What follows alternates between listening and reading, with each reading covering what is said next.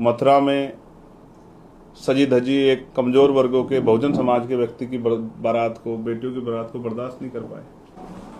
प्यारे साथियों, सर्वप्रथम तो आप सबका धन्यवाद कि आप हमारे निमंत्रण पे यहाँ आए।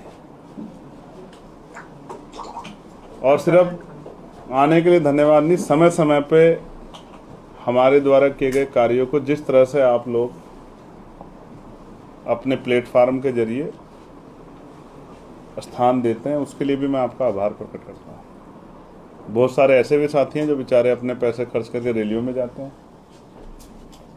और पूरी रैली को लाइव दिखा के जो है लोगों तक मेरी बात पहुंचाने का, हमारी पार्टी की पॉलिसी पहुंचाने का काम करते हैं। इसके लिए भी मैं आपका आभार प्रकट करता हूँ।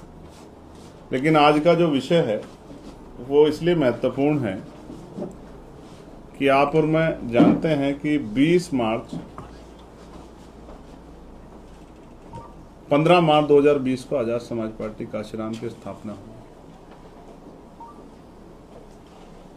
और 2026 में इस समय हम लोग हैं। 27 का चुनाव हमारे सर पर है। उत्तर प्रदेश में जब हम लोकसभा का चुनाव लड़ने के लिए गए थे 2024 में, तो हम 2 ही सीटों पे लड़े थे। 2022 में जिस तरह का रिजल्ट आए उस परिणाम से हमने हार नहीं मानी, मेहनत की। हमारी पार्टी के अंतिम कार्यकर्ता ने भी अपने काम को, जिम्मेदारी को समझा और जिम्मेदारी के आधार पर काम किया। सीमित संसाधनों में उन्होंने आजाद समाज पार्टी का एक मजबूत संगठन पूरे उत्तर प्रदेश में बनाया।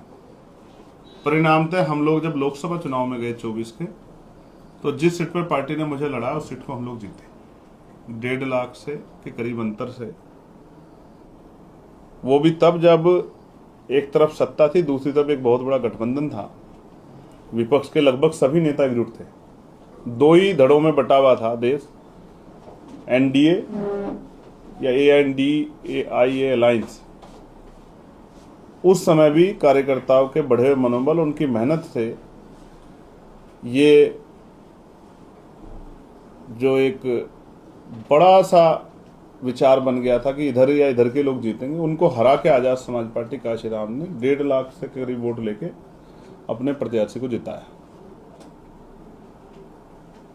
दूसरी सीट जो डुमरियागंज है, क्योंकि आजाद समाज पार्टी को कमजोर दिखाने के लिए कहा जाता है कि उनका प्रभाव पश्चिम उत्तर प्रदेश में है, तो दूसरी सीट हम लोग लड़े डुमरियागंज सिद्धार्थनगर जिले में जाकर, जहां पार्टी को 80,000 से ज्यादा मत मिले। पार्टी तीसरे स्थान पर आई और बाकी 78 सीटों पे हम लोग नहीं लड़े। लेकिन अब आजाद समाज पार्टी काशीराम अपनी तैयारियों को और आगे बढ़ा चुकी। 24 से 26 में आ गए।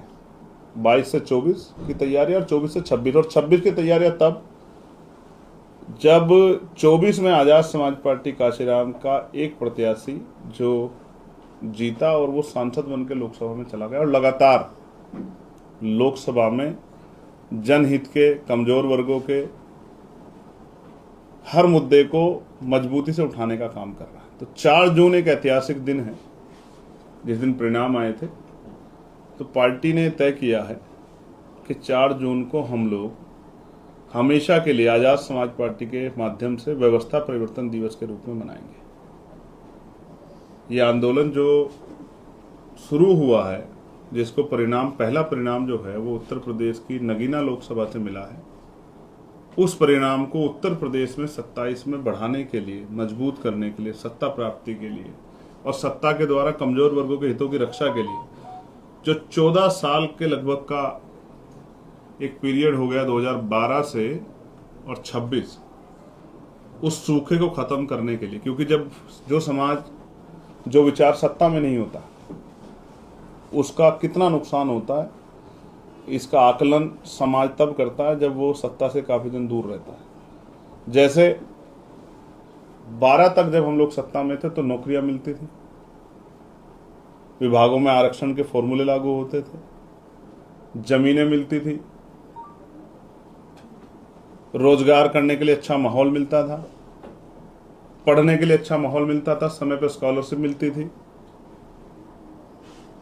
ठेकेदारी में SC ST के सरकारी ठेकों में रिप्रेजेंटेशन था, कर्मचारियों को तकलीफ नहीं होती थी अपनी बात को, अपने काम करने में, और आम जनमानस भी धीरे धीरे तरक्की की तरफ बढ़ रहा था, नई नई योजनाएं लागू हो रही थी। आज हम कहां खड़े हैं? बिना सत्ता के जो जमीनें हमें दी गई थी वो लगभग छीन ली गई हैं, कहीं कोर्ट के आदेश पे, कहीं जिला एडमिनिस्ट्रेशन के आदेश पे, कहीं भूमाफियाओं ने कब्जा कर लिया।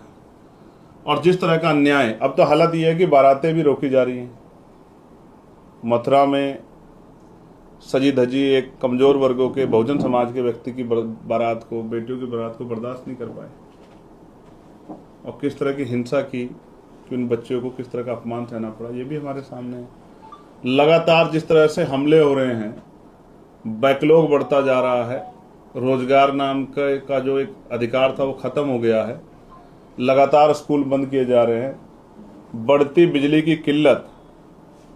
हालांकि प्रीपेड मीटर पे जो सबसे बड़ी लड़ाई लड़ी गई पार्लियामेंट में वो आज़ाद समाज पार्टी के सांसद ने लड़ी, जिसके बाद पूरे उत्तर प्रदेश में बिजली का मीटर, प्रीपेड मीटर को हटाना पड़ा सरकार को उस विरोध के बाद, क्योंकि सरकार उसको लगातार लगा रही थी, उत्तर प्रदेश की जबरन लगा रही थी। और लोकसभा में मंत्री जी ने जवाब देते कहा कि ये रेगुलेटरी नहीं, ऑप्शनल है, स्वैच्छिक है, कोई लगवाना चाहे लगवा ले, नहीं लगवाना चाहता उसकी मर्जी।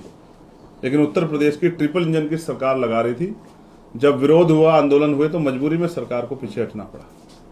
पंचायतों के चुनाव नहीं कराए जा रहे हैं, पर्यवेक्षक नियुक्त कर दिए गए हैं, क्योंकि सरकार की मंशा ही नहीं थी। मैंने बार बार कह रहा था कि आज़ाद समाज पार्टी उत्तर प्रदेश में ग्रामीण क्षेत्रों में ऐतिहासिक रिजल्ट इस बार देगी। तो अब